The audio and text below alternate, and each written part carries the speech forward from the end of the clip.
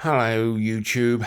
Right, I've been asked by Dr.Otek to produce a video as to be able to turn this machine on, which is the new MT12, turn it on, do some settings and go. That's going to be very hard to produce.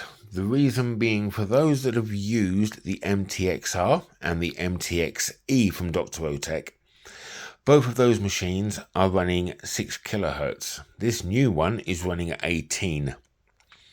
For those that don't understand, running at 6 kilohertz, large objects react better to low frequencies. Very small, tiny objects do not react well to such low frequencies and are often blanked and ignored by the machine. Now, this machine, because it's running at 18, will react an awful lot better to the ground conditions and very small objects. It will also react quite well to larger objects. Now, those that run higher frequencies that are using, say, 40 megahertz are very good at the really minute items, but they're not so good at deep, large targets. So it's quite a fine balance to be able to make a good all-round machine, which is why Dr.Otek has now gone up in frequency to 18. Now, because of that, we need to understand the ground conditions that we are going to be detecting on. So this machine will need a bit of getting used to, right? Not only your environment, but also this machine. Now, quite a few of you are already turning around and putting your machines on, setting the sensitivity, and off you go. And your machines are going absolutely berserk. Right. This machine does not have any modes, so no programming has been done. As soon as you turn this machine on, it is in all metal mode automatically. Okay, there is no field mode. There's no park mode.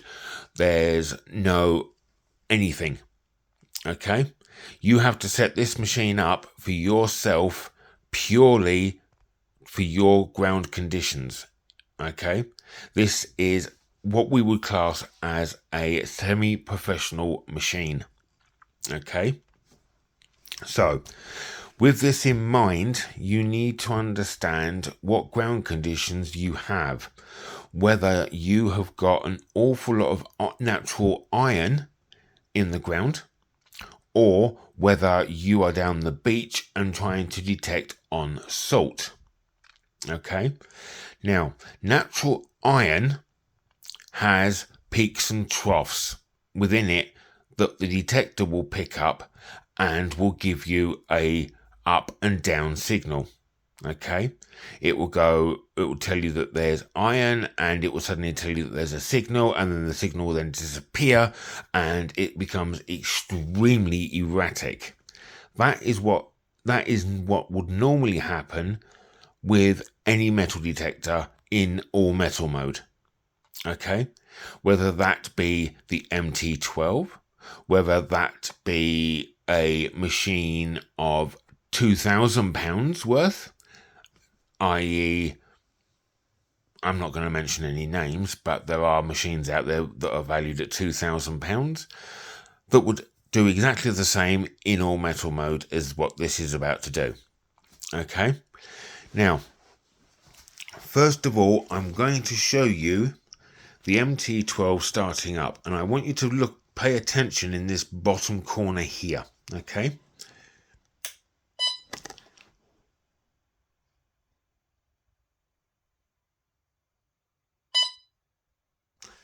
right, that's a discrimination. Why have I got discrimination on?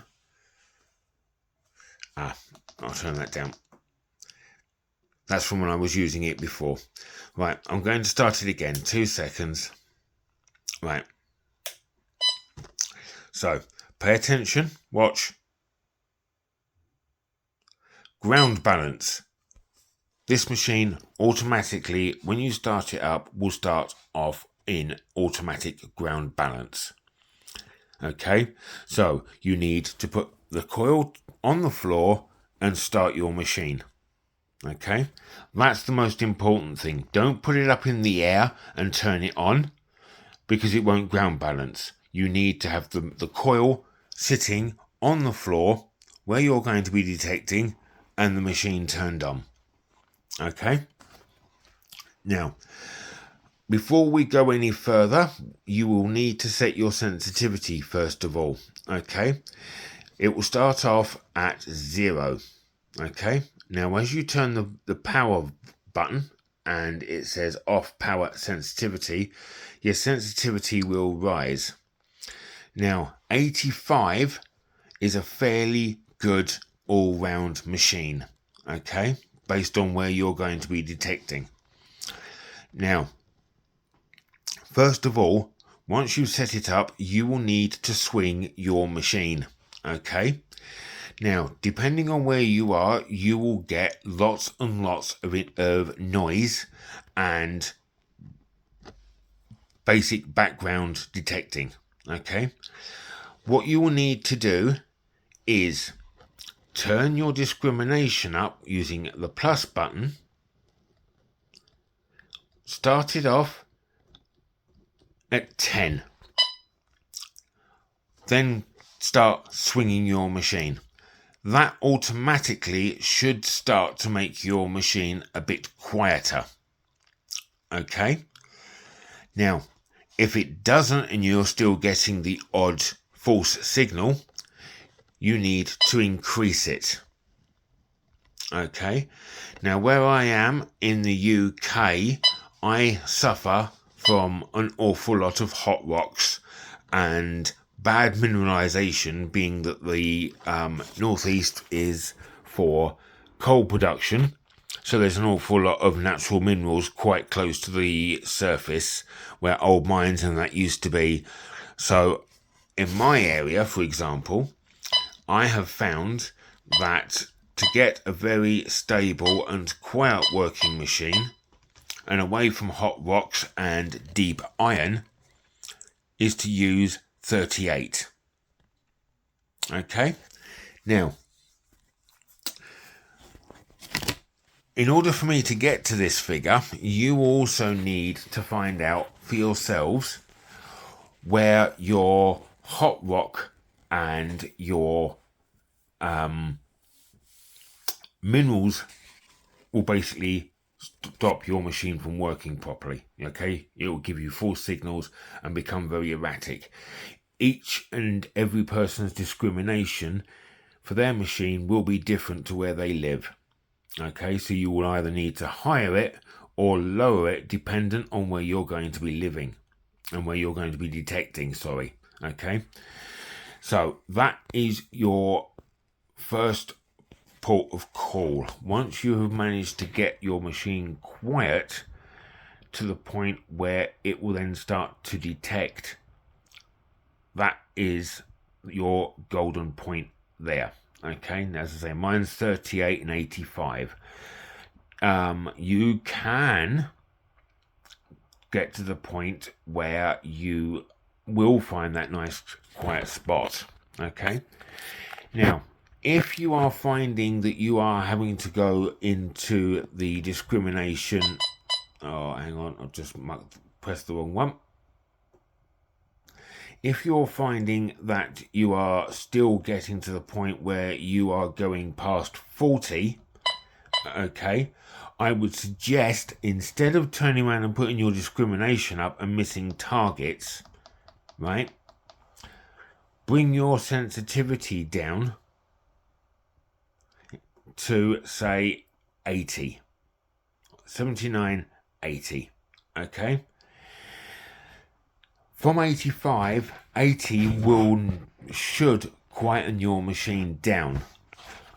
I would not go really above 40 for the discrimination, and I would not drop below 75 for your sensitivity. Okay, now as it is, running at 38 and at 85 should give you a very, very good stable machine and for you to go straight out and start detecting. Okay, now whilst we are here, whilst you're outside, a lot of people are saying that their batteries are not lasting very long. Okay, check first of all that your backlight, if you're in sun, is turned off. Okay, that will also help your machine run an awful lot longer because this screen completely lights up. Okay, and as you can probably tell, it gets very bright. Okay, so turning it off in sunlight will increase your battery length. Okay, now also on your volume running at full power, running over signals will also flatten your battery. So if you can, run your volume at 5 instead of full. Again, it will lengthen the last, make your batteries last just that little bit longer. All right. Also, people have been asking how to pinpoint with this machine. Okay, right, now then, there has been a couple of videos where people have found that they've pressed the pinpoint button and they are getting number lock. Now, the point of pinpointing is to locate the actual target. So what you need to do is to move your coil away from the target, press your pinpoint button, and come on to the target.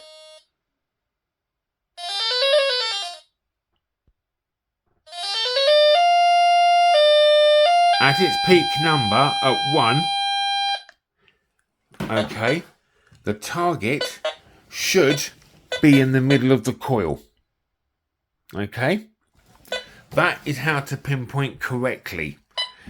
If you turn around and go onto the target, okay, and press your pinpoint button, it will lock onto that number as the base number.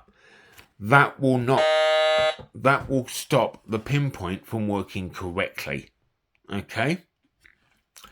Now, hopefully this video will help you get the best out of your machine and start you straight away from out of the box and using the machine. Okay. If you have any questions regarding the MT12 and any of its technical abilities, how to set the machine up, then please send me a message below, okay, on this video, and I will answer any questions you may have. Okay, I've been testing this machine for the last 7 months. I have produced already some videos for air testing so that people know how far this machine will go down. And for those that can't be bothered to watch the video, which I understand, I have been able to test lead at 15 inches of depth with this machine on a button of about so big. Quite a large button, I understand, but we can get it down to around 15 inches. It's mostly between 8 to 12 inches for various coins. You are looking, once set up correctly, you are looking at hammered coins down to around 6 inches of depth. Okay, it will pick up Roman coins, again down to around 5 inches of depth. Alright, so it is a very, very good machine, this one, and will take an awful lot of getting used to and spending time get to knowing. All right, bear with it. It will come to you and you will have an amazing time with this machine. Okay, happy swinging, everybody. Hope you find lots of targets with this machine. Bye.